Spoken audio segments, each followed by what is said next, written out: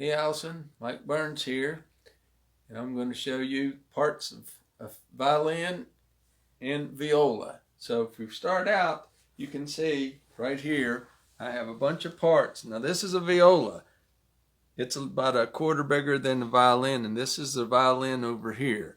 So what it is when you look at all the parts, I'm going to piece this together. Now I don't build these. This was given to me by Mary Sue's cousin, who lived up in Boston, Massachusetts.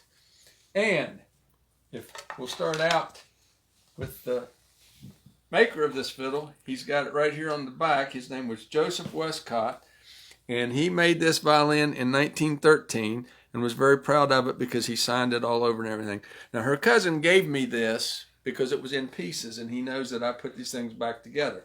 So what you'll do is this is the back of the violin. And again, it'll have to be glued back together with this joint.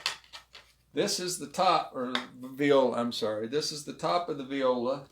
And if you look at it and look really close, you'll see that it has what they call alligator finish on it. That was made, back in the day, they made their own finishes, and they had a little bit too much linseed oil in it or something or other, and it evaporated out.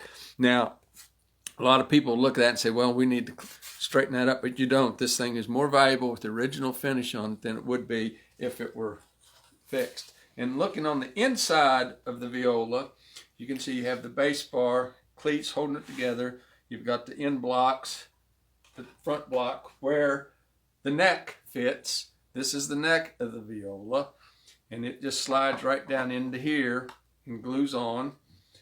Also, you can see here on the sides, here is a piece of one of the sides. This is called the ribbing, and it will fit in here.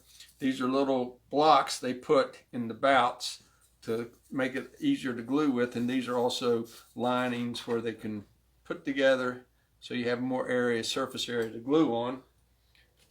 And over here are some of the other parts.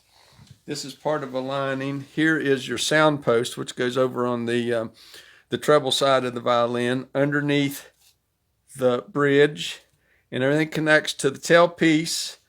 This is the nut. That nut fits up here for the strings to go through on the neck, and this is also called the saddle, and it fits on the back of the viola right here for the strings coming from the end pin and the tailpiece, so it all lines up.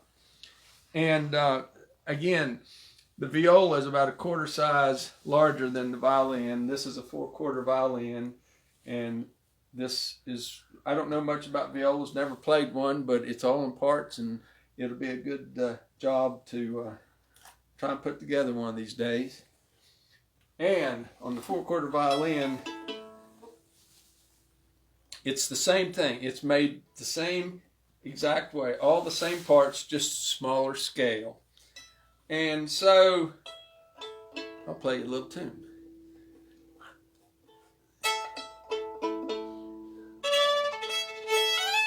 Here we go.